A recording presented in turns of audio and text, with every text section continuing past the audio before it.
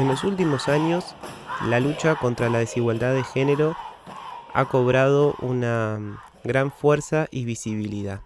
Hace poco me inscribí en una diplomatura de Educación Sexual Integral en la Universidad Nacional de San Martín y ya desde el momento en que me anoté tenía muchísimas ganas de dedicarle un capítulo de salud mental a hablar sobre la educación sexual integral, el lugar de las escuelas y el vínculo que la ESI tiene con otras dimensiones de lucha en contra de la desigualdad de género. Así que espero que disfruten este capítulo, que disfruten esta entrevista. Ahí arrancamos.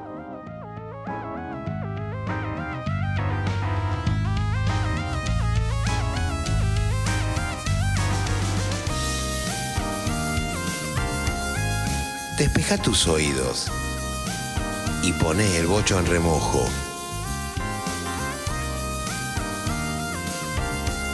Aquí comienza Salud Mental. Sean bienvenidos a otro episodio de este podcast donde pensamos, investigamos y reflexionamos sobre cómo el ritmo de vida actual influye en nuestro bienestar psíquico y mental. Yo soy su anfitrión, Francisco Roque. Pasen y oigan.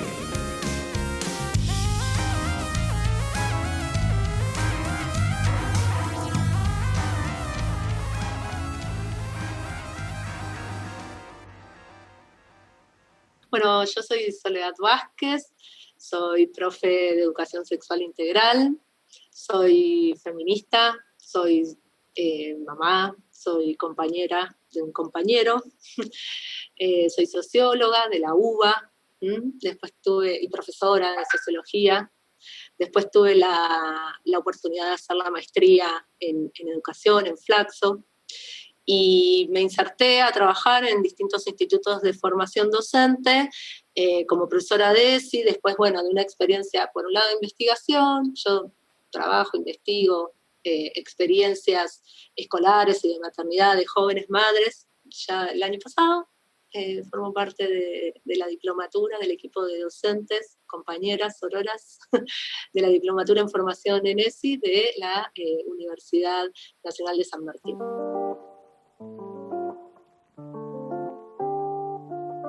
Quería hablar sobre los inicios de la ESI, porque allá en el 2006 se sanciona, y preguntarte qué andaba pasando en ese momento para que se sancione la ley en aquel entonces. Nosotros sabemos que educación sexual en los colegios hubo antes de la ESI, por supuesto, pero ¿cómo era antes y qué viene a traer la ESI en su sanción como ley a la educación sexual dentro de las aulas? Bueno, digamos, la gran novedad que se propone a partir, vamos a decir así como hito, a partir de la sanción de la ley en el 2006, es justamente este concepto de integral. ¿Sí? La ESI toma un posicionamiento pedagógico que también es político y discute y disputa con estas líneas y corrientes que podemos identificar, digamos, como corrientes biologicistas o moralizantes, y también con con una línea también que podríamos denominar legalista, ¿sí? Viene como a discutir en estos tres puntos y decir, bueno, la mirada es una mirada integral, no ser foco en la cuestión meramente genital relacionada con la reproducción. Nos vamos a correr de esas miradas moralizantes, ¿sí? Que cuestionan o que miran, y ahí tocándonos con esta línea legalista, ¿no? O que miran la sexualidad desde un lugar como peligro, como algo que amenaza, ¿sí? Como hay algo digamos, despojándola de toda esta dimensión relacionada al placer y al deseo y al derecho a vivir una vida sexual y una sexualidad libre de violencia, así plena. Esa es la disputa que se plantea, no que se plantea, porque la verdad que la lucha es anterior, ¿no? Pero digamos que toma forma con la sanción de la ley, ¿sí? Marcando un hito. ¿Por qué le pone nombre? Le pone un número, una fecha, digamos, ¿no? Y en ese sentido es un mojón. ¿sí? Un mojón que ha podido discutir ciertas cosas con estas miradas que te mencioné recién, y otras no, ¿sí? Otras son debates que o se fueron desarrollando conforme pasaron los años o aún quedan pendientes, ¿no?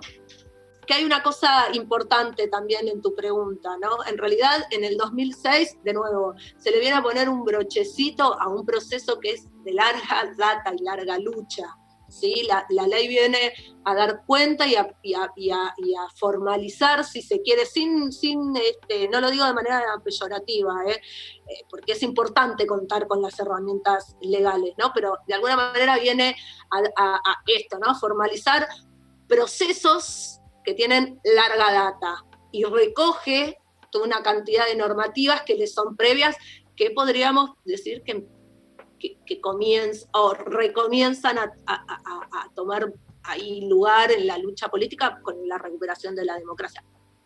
Pero podemos decir que también encontramos orígenes más atrás, ¿no? Cuando te escuchaba y también pensaba un poco las preguntas para hoy, quería preguntarte por qué el broche tiene lugar en ese contexto. ¿Por qué en el 2006? Digamos, ¿por qué no fue antes o por qué no fue después? ¿Sucedió se alinearon los astros justo para que se dé así? Bueno, yo no sé si los astros, pero sí podríamos decir ciertos acuerdos políticos, ¿sí? Si nosotros pensamos a partir del año 2000, con la crisis, vamos a decir, empezaron a sancionarse una tras otra varias leyes, y incluso la ley de la 26.150 las recoge, ¿sí? Porque estoy pensando la ley de salud sexual y procreación responsable, ¿sí? Está bueno pensar, la ley de educación sexual integral no es un hecho que se produce, esa sanción no es un hecho que se produce en el aire, ¿sí? Tiene varias normativas que le son inmediatamente anteriores y posteriores que podemos, digamos, articular entre sí, ¿sí? Y, por ejemplo, recién nombré la ley de salud sexual y procreación responsable, pero podemos también incluir ahí la 26061, que tiene que ver con los derechos del niño, niña y adolescente, todas las normativas y leyes que se fueron sancionando en relación a la digamos, erradicación de la violencia fundamentada en el sexo género, el respeto a la identidad, el matrimonio, el respeto y el reconocimiento de identidades sexuales diversas, la ley de matrimonio igualitario, toda la reforma del Código Civil, digo, la lista es infinita. Sí, la Ley Nacional de Salud Mental, que también tiene esta visión integral, que si bien, bueno, son 4 años después, 2010, esta visión de no quedarse en una mirada homogénea o una mirada monocorde es muy importante para la salud mental, para la concepción y el tratamiento de la salud mental. Sí, me quedé pensando, vos decís la ley de salud sexual incorpora criterios que se relacionan con la ESI y con la perspectiva de derechos. Bien, la 26.206. La 26.206 ya incluye entre sus varios de sus artículos cuestiones, o la nombra explícitamente, o cuestiones relacionadas a la ESI, ¿no? Después hay temáticas todo lo que es, por ejemplo, la protección de la alumna madre, es un tema que tiene que ver con la ESI, pero las normativas son previas, ¿sí? Lo que hace a la garantía de las posibilidades de escolarización. Sí, no es que alguien se levantó a la mañana y dijo, qué lindo día para sancionar una ley de educación sexual. No. Pero me parece que a veces el contextualizar las cosas permite una mirada superadora. A veces, bueno, en el 2006 se sanciona la ley, no digo solamente esta, ¿no? En general, a veces cuando uno estudia un poco la historia, no siempre es sencillo rastrear el contexto y a qué, digamos, ola esta ley pertenece. Y en ese sentido, quería preguntarte cuáles fueron los choques o las disidencias más fuertes que esta ley tuvo al momento de ser sancionada. Bueno, buena pregunta, y en términos, digamos, generales, uno tiene tiende a decir las corrientes más ortodoxas de las iglesias, en particular toda digamos, la católica más conservadora, y las religiones evangélicas. Cuando uno lee la ley, pareciera ser que el artículo 5 deja libre albedrío a las instituciones para que, conforme a sus idearios, desplieguen la educación sexual. Parece que dejan ahí una ventana abierta. No, no es así. No, una de las cosas que aprendí en los últimos años, ¿no?, es que el articulado de una ley da cuenta de una jerarquía, y este es el artículo 5, ¿sí? El artículo primero, que es el que, ¿no?, justamente es el primero, es muy claro en dos aspectos, ¿no? Tiene como dos grandes oraciones. Una refiere a la consagración de la educación sexual como un derecho de todos, todas, todes, les chicos, chicas, chiques, de todas las jurisdicciones, de todas las instituciones, de todos los niveles, de todas las modalidades, de todas las gestiones, ¿sí? Una escuela privada confesional no puede ampararse en ese tipo de gestión para no dar ESI. Y la otra ya empieza a proponer de qué se trata la ESI. Si no nos queda claro de qué se trata la ESI, bueno, con leer el artículo primero de la ley ya tenemos un panorama bastante potente. Y digamos, puede ser entonces que en sus diferentes artículos lo que uno puede ir leyendo son las tensiones de intereses que hay al momento de ser sancionada. Es decir, vos bien claramente decís, el primer artículo es bien claro, bien categórico, pero eso no quiere decir que no se pueda expresar de alguna u otra forma esos intereses para que, bueno, efectivamente la ley pueda haber sido sancionada, pueda haber sido votada y salga, ¿no? Esto que estás diciendo me parece que es un ejercicio muy potente, es un ejercicio que tal vez hasta amerita un espacio, ¿no? Así. Hacemos un capítulo aparte. Claro, un capítulo aparte, ¿no? Por un lado. Por otro lado, también nos muestra y nos permite pensar e interpretar los procesos con la complejidad que tienen, ¿no? Si hay algo que también demuestra esta perspectiva política y pedagógica, que las luchas son día a día, conquista a conquista, que son hasta nuevo aviso, para ponerlo de alguna manera, ¿no? Esto que dije recién, un paso adelante, dos para atrás, tres para adelante, uno para atrás. Hay algo que no estoy diciendo, que cada vez que quiero decir es como que me olvido, pero lo voy a decir ahora. No nos olvidemos que esta sociedad en estos últimos 20 años avanzó de una manera impresionante en materia de derechos educativos, relacionados con la sexualidad, relacionados con las juventudes, con las disidencias sexuales, con el colectivo feminista, y todavía no pudimos resolver la gran deuda que significa la interrupción voluntaria del embarazo. ¿Sí? Uh-huh. Bueno, también ser profe de ESI implica pensar y tener en cuenta estas grandes contradicciones, tensiones, desafíos. Hace un ratito dijimos también hay que ver además las propias, ¿no?, prenociones, cosmovisiones, formatos en los que hemos sido formados. Todo lo que implica una revisión de las propias prácticas. Pero en esto que vos, en este pequeño como recorrido histórico que hiciste recién, en los últimos años, si nosotros vamos al 2015, con el emblema y el colectivo de Ni Una Menos, la ESI comenzó a tener más visibilidad a partir de aquel entonces, ya que se ve como una herramienta fundamental para poder combatir la violencia de género. Es decir, como una herramienta que suma a erradicar este mal. Después también tuvo y cobró mucha fuerza cuando se debatió en el Congreso lo que vos dijiste, la ley por el aborto legal, seguro y gratuito, con el lema que aún sigue siendo un lema muy importante: educación sexual para decidir, anticonceptivos para no abortar, aborto legal para no morir. Y también empezó también la ESI a ser una herramienta muy importante para incorporar el lenguaje inclusivo y educar desde allí para erradicar el pensamiento binario o el binarismo. Es decir, mi pregunta es, ¿la ESI tenía en su origen esta gran potencia para poder articularse tan bien con los reclamos actuales? ¿Es una lectura que se hace desde el hoy sobre ese texto? O no sé, ¿cuál es tu punto de vista?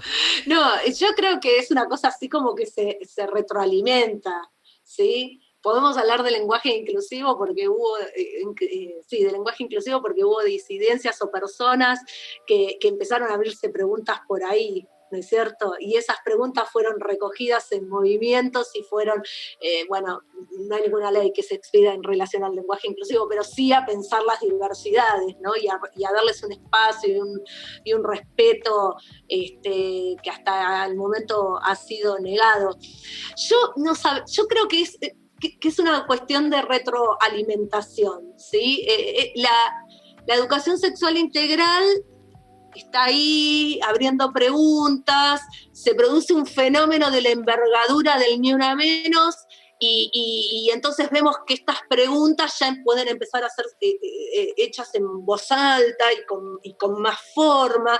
Lo mismo para las situaciones de abuso y de malos tratos, ¿no? Cada vez que, por suerte, cada vez aparecen más, ¿no? Les pibes pudiendo poner en palabras que están sufriendo estas situaciones y pedir ayuda en sus escuelas, con sus docentes, ¿no? Y construir ahí vínculos de confianza. Yo creo que desde la concepción política, teórica, pedagógica, eso está como un principio y un horizonte. Pero al mismo tiempo es un principio y un horizonte que se va reformulando y reconstruyendo y fortificando a partir de prácticas, ¿no? Y al mismo tiempo, desde ahí también genera resistencias. Porque resulta una herramienta interesante, potente para ponerle freno al flagelo de la violencia, pero cuando empezamos a apretar ahí el acelerador y empezamos a decir, bueno, paren, porque no es violencia, hay violencia patriarcal, con determinadas particularidades, prácticas y formas de estar naturalizada, bueno, listo, ya no nos bancamos tanto la pregunta, ¿no? Un poco está bien. Si es resultadista, bien, ¿no? Sí. Claro, y que cuestione hasta ahí. Es verdad que cada movimiento para adelante tiene, inmediatamente se presenta un movimiento contrario, ¿no? Creo que lo habíamos hablado cuando conversábamos sobre cómo cranear esta entrevista, que así como hubo muchos movimientos que se articularon muy bien con la ESI, o la ESI se articuló bien con ellos, bueno, en esta vorágine, también hubo movimientos como el Con mis hijos no te metas, ¿era? Ay, sí. Es decir, como esa especie de fuerza contraria que justamente se levanta cuando hay un avance a favor de los derechos, como los que estuvimos mencionando recién. Sí, este movimiento con mis hijos no te metas tiene como varias aristas para pensarlo, ¿no? Una tiene que ver con lo que hablábamos antes, ¿no? Es motorizado por las corrientes más conservadoras eclesiásticas institucionales. Yo acá quiero hacer una distinción en relación a la fe, en relación a las creencias que cada uno podamos tener, porque voy a ser absolutamente respetuosa, porque no creo que las cosas sean homogéneas, ¿sí? Yo siempre digo, existe el movimiento Católicas por el Derecho a Decidir, las cosas no son homogéneas, y además creo que hay que pensar bien la cuestión en este sentido, pensándola, a ver, ¿qué emana desde las cúpulas institucionales, con ciertas lógicas de poder? No tiene que ver con experiencias más biográficas en torno a la religión, ¿no? Sino la religión, cuando aparece así enquistada en una institución, con la intención de esto, ¿no? Reproduciendo relaciones de poder.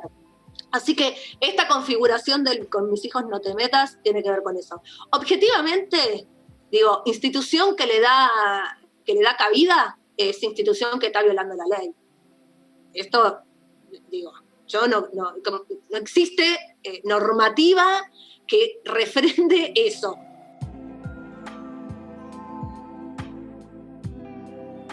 Hablando de eso, y un poco para ir redondeando, ¿cuáles son los desafíos actuales que la implementación de la ESI tiene? Digamos, no solamente desde el punto de vista del docente, porque muchas personas que escuchan este podcast tienen un lugar en la docencia, sino también uno puede pensar como padres, como madres o como miembros de la comunidad. Bueno, yo primero voy a hablar del sistema educativo escolar.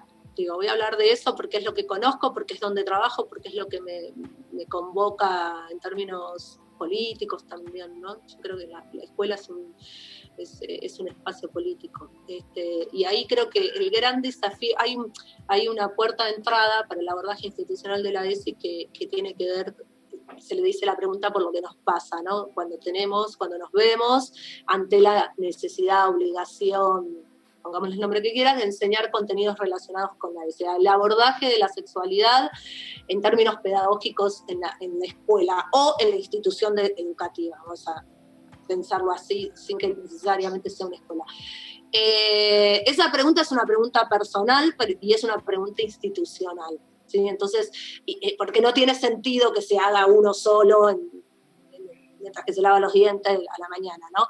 Y es necesario hacerla y explorarla mucho, mucho, mucho, porque es necesario llegar a acuerdos institucionales que estén en línea con la perspectiva de derechos, que estén en línea con una perspectiva de género. Y eso es un trabajo, hay instituciones que han madurado en ese sentido, pero no es la gran mayoría de las instituciones. Y en términos más sociales, más culturales, más mega, digamos, más macro, lo que pasa es que, bueno, es que yo soy profe, entonces me cuesta un poco pensar esa sociedad, digamos, por fuera de una escuela o de una institución educativa, en todas sus dimensiones, ¿no? Formal o informal, sin que abone a esa formación de la cosmovisión más general. Pero bueno, vos mencionaste el tema de una familia, ¿no? Bueno, ¿qué pasa? ¿Qué pasa cuando nuestros hijos nos dicen cosas que nos hacen que nos interpelan, ¿no? Y bueno, ahí también yo creo que hay que abrir una pregunta por lo que nos pasa. ¿Qué es lo que te interpela? ¿Qué es lo que te interpela? Nuestros hijos, nuestros vecinos, nuestros compañeros de trabajo, digo, ¿no? ¿Qué es lo que te interpela? ¿Qué es lo que te interpela de X persona? ¿Qué es lo que te moviliza? Me acuerdo haber leído para la diplomatura la historia de Quimei, docente que el colegio pudo ver la transformación de él, que había empezado como un docente asociado al género varón y que después fue una mujer trans. Y siguió la docencia asumiendo cómo ella realmente se sentía. Y que la directora en ese sentido comenta que muy pocos, si bien era una posibilidad, realmente muy pocos fueron los padres que presentaron alguna queja o molestia sobre esto, y que a los que lo hicieron se les respondió desde la ESI y no se le dio más lugar. Digamos, la potencia que tiene la ESI para poder albergar la libertad sexual de todos.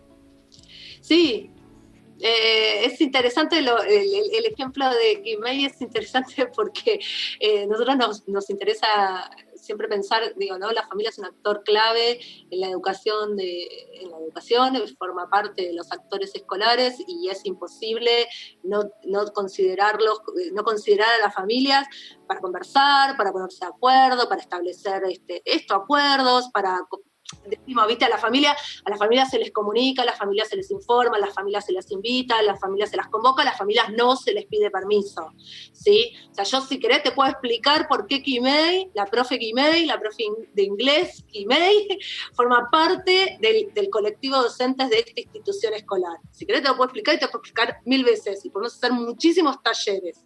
para poder pensar por qué la diversidad sexual está plasmada, entre otras cosas, en el colectivo de docentes de esta institución. Lo que no voy a hacer es pedirte permisos para que esta persona trabaje y dé clases. ¿No es cierto? Porque ahí estaría vulnerando una chorrera de derechos, ¿sí? Y que incluso forman parte de los derechos de los chiques que tienen derecho a ser educados, considerando que existen diversidades, en este caso la diversidad sexual, ¿no? Sí, y yo me quedé pensando, perdón, en esto importante que decías, que la revisión de las propias prácticas al interior de la comunidad docente y de los que participan del colegio, como que eso es algo muy importante, que uno puede leer un montón, saberse la ley de memoria, pero si no hay una revisión genuina, entiendo yo, con la intención de deconstruirla, difícilmente eso tenga un asidero en el día a día en nuestra práctica como docentes. Sí, claro. Pero vos sabés que yo me quedaba pensando, también pensar en los avances que ya hemos hecho. Yo creo que esto, ¿no? Vos trajiste el caso de Climay, donde los chiques estaban felices de ver cómo su profe había asumido su propio deseo y cómo se los contaba a ellos. Creo que esto que decís, lo que emociona, lo que da alegría, lo que a uno le da una sensación de felicidad, es ver la posibilidad de convivir con una relación más genuina con el deseo propio. Creo que eso que por supuesto los derechos tienden a garantizar, siempre es agradable y lindo de ver, tanto por si nos toca a nosotros como si nos toca o como si le toca a algún par o a alguien cercano. La posibilidad de poder expresarse y convivir según lo que uno siente, siempre es lindo de ver. Y también lindo experimentar, ¿no? ¿Querés recomendarle a la gente que se anote en la diplomatura? Ahora va a crecer mucho más. Pero, por supuesto, vamos a tener que esperar hasta el año que viene, porque ahora ya se cerró. Largamos este lunes, con sería la tercera cohorte, ¿no? Sería el segundo cuatrimestre, aunque estamos empezando ahí agarrando julio del 2020. Y sí, vamos a full. ¿Los requisitos para inscribirse, tiene alguno? Solo es una diplomatura, solo necesitas formación de nivel secundario. Hay mucha gente, bueno, como decíamos antes, hay mucha gente que la hace porque ya está ejerciendo la docencia, mucha gente que se está formando, como vos bien contaste. Tuvimos un par de alumnas jubiladas que querían quedarse enganchadas discutiendo estas cuestiones y podemos contar, la diplomatura tiene una gran carga teórica, ¿sí? Nosotros discutimos la perspectiva de género, ese es nuestro IBAN, y de derechos, por supuesto, esos dos son nuestros pilares. La posibilidad de que le alcancen de una manera directa y clara material de muy buena calidad con respecto al tema es algo que tal vez uno en el día a día no lo tiene a mano, lo tiene más o menos de ahí de oído. Bueno, no, te vas con la diplomatura con un conjunto de textos y de clases que te van a servir en el día a día. Y sí, cuando la terminada está como antes de empezar, no. Si hay algo en tu sensibilidad, en tu perspectiva, en tu lente, en tu interpretación que dice, esto, vamos a pensarlo. Podrás encontrar más contenidos del tema de hoy en mi perfil de Instagram, fran.enroque. Si te gustó este episodio, escucha más de salud mental en Spotify. Yo soy Francisco Roque, hasta la próxima.